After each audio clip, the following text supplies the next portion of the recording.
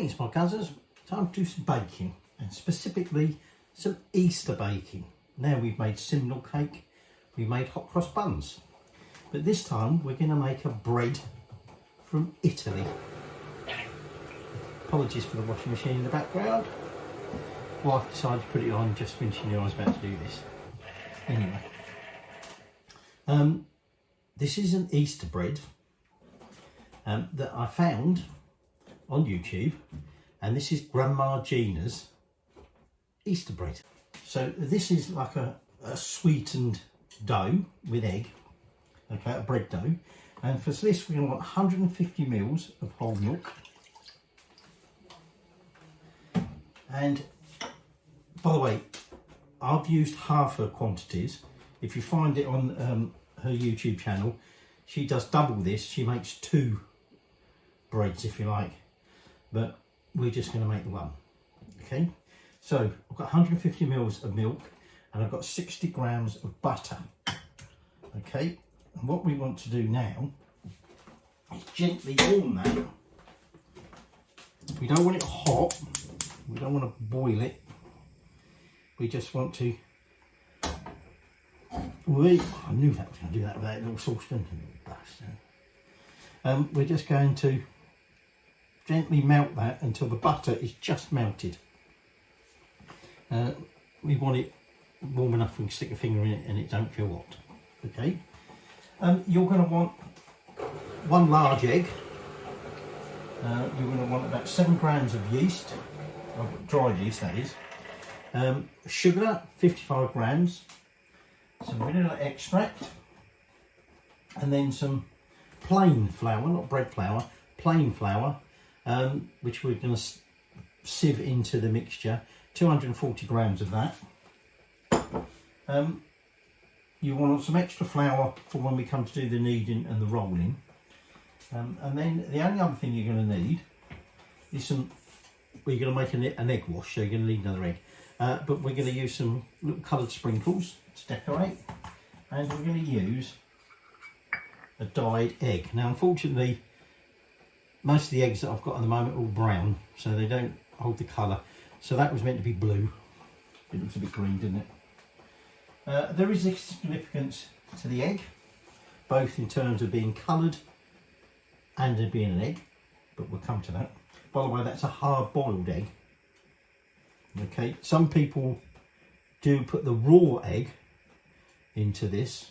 You'll see how we do that later, but it doesn't necessarily cook the egg properly apparently. So generally most people hard boil the egg first. So this is starting to melt, so we just need to get that out. That's now melted, okay, and so I've taken it off the heat, put it over there, and I hope it don't fall over. So in a big bowl, this is where everything's going to end up. So you want a big bowl to start with. We're going to put that sugar in, and I said 55 grams of sugar. You're going to want a teaspoon of vanilla extract. Whoops, a bit more than a teaspoon. Little accident there. And then you're going to want one whole large egg, like I said. And now we're just going to whisk that together. Now we've whisked that together, and this is part of the reason we don't want this too hot, because we don't want to start cooking the egg. We're now just going to gradually add this in, a little bit at a time, and then whisk it. We're now at the stage where we can sprinkle in that yeast, and we're just going to give that a bit of a mix in.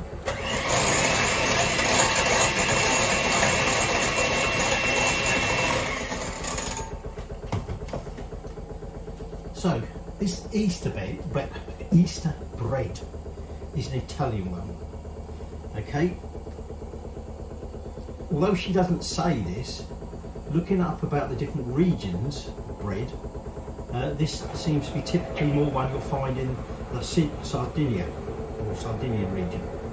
And the Italian word for this, or words for it, is Pane di Pasqua, I think that's how you do it, which basically means literally Easter bread. And Easter bread doesn't just come from Sardinia and just Italy, it comes from all over Central and Eastern Europe. Bread traditionally associated particularly with Easter. Now, before I tell you anything else about that, what we now want to do is gradually sift in that flour a little bit at a time. Now my mixer is starting to struggle a little bit now. It is a very wet, sticky dough at the moment, okay, but we are going to tip this out onto a very well floured surface, so it will pick up some more flour, because we do need to reduce this stickiness. Okay, we want to produce a dough, well, like a nice smooth, perhaps slightly sticky bread dough. Okay, so I'm just going to get a bit more organised for space, put some flour out, and we'll start doing the final mixing, as it were. And now I'm just going to continue to knead this until we get a nice smooth dough. Okay, it is, or was, a very sticky dough. Whether it's partly because of me reducing down the quantities, even though I halved it all, hers wasn't quite as sticky as mine came out. And actually I think she was using a larger egg as well, so she'd have actually had a little bit more moisture than me. But anyway, we're now just going to carry on kneading this until we're ready to form it into a ball, leave it in a warm place, covered over, to rise.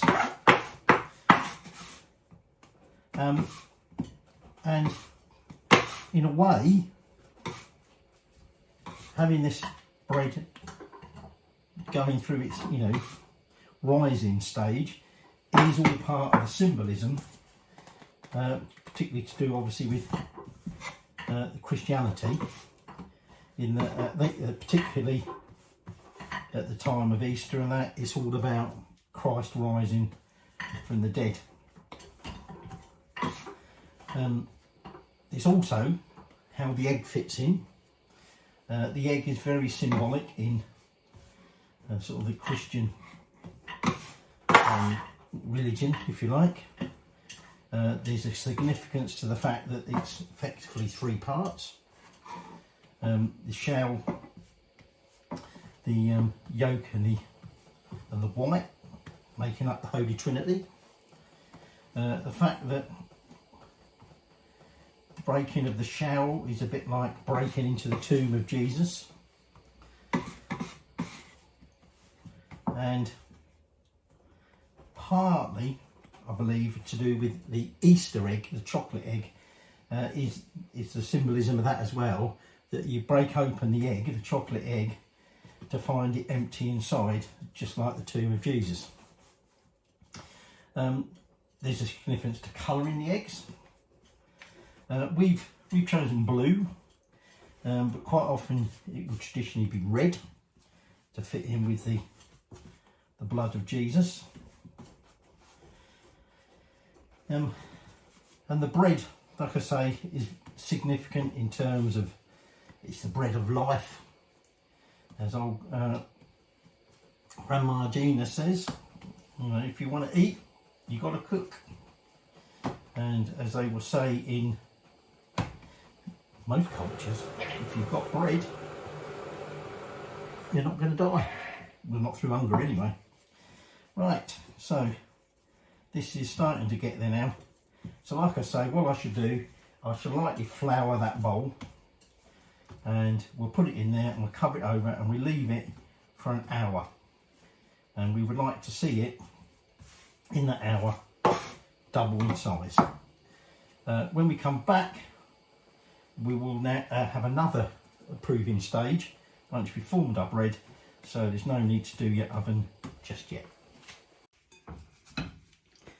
So, got the dough back, okay, and I'm just going to put some flour down. I just want to tip that out and just sort of lightly knock it back. So I probably don't need that much flour. And now I just want to divide it into two. It is nice and airy, if you like.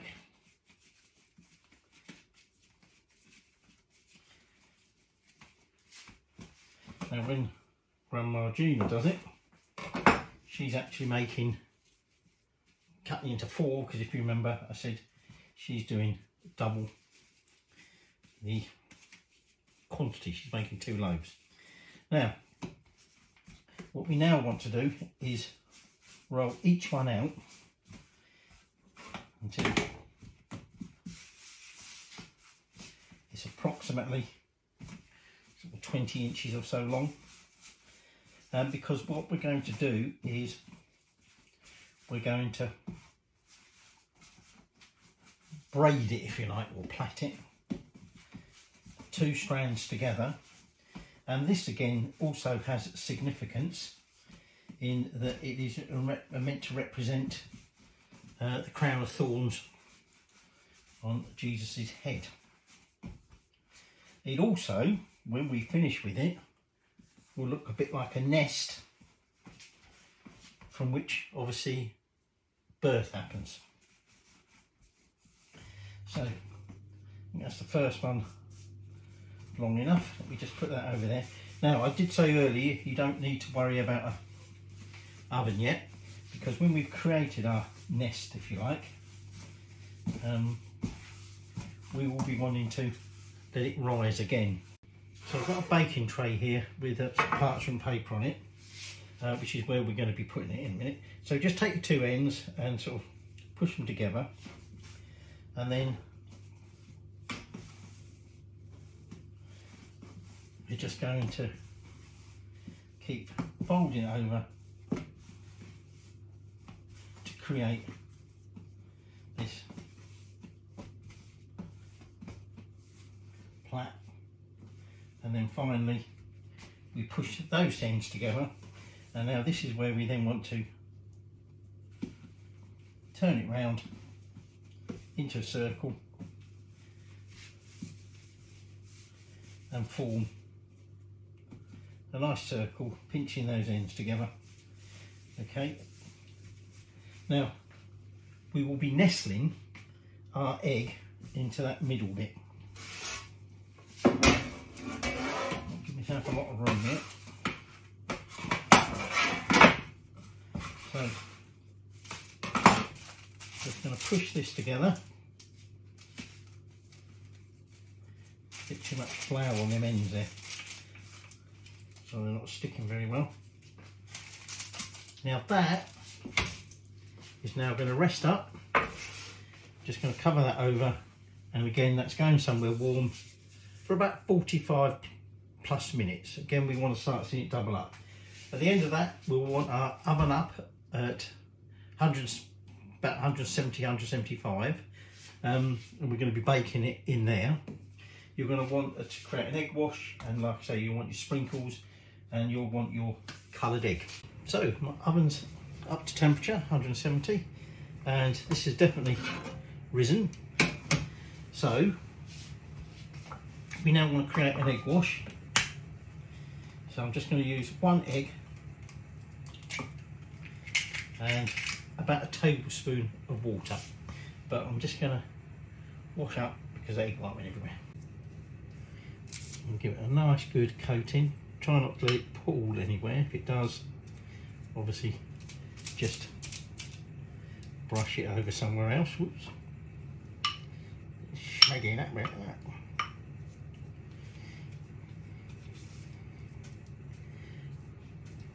Now, these Easter breads, these sort of honey leavened or sweetened breads, go way back in history, back as far as Byzantium times. fits in with the sort of sweetened sort of communion breads. Right, I think that's got that done. So now take some of these sprinkles and we just sprinkle some over. Generally most breads that I came across seem to do some sort of decoration like this, but it is a bit optional. But there you go. And then the final thing is we take our egg and we sit that in the middle. Now that's going in the oven for at least 20 minutes. We want it looking nice and golden brown. Okay, so that's now done. Okay, checked it earlier. There we go. So that's a nice golden brown colour. I noticed she got exactly the same. Some of the colour leaked up into the bread, and I just assumed it was because of the way she dropped the egg in there. But I was very careful. It must just seep up, I suppose. But anyway, we now need to let this cool for at least 25 minutes. So I'm just going to transfer that onto a wire rack, and then we'll let it cool and have a little taste, see what it's like. So here it is, Grandma Gina's Easter bread.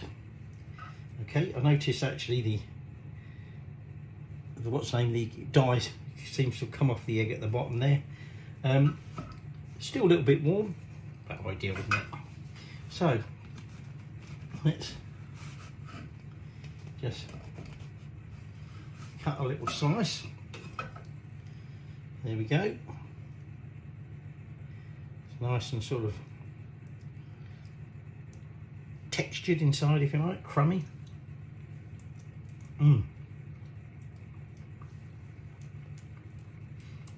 It's got a soft crust on it.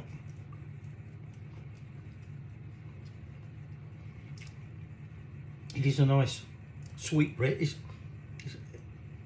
Well, it's like hot cross bun, but without fruit in it.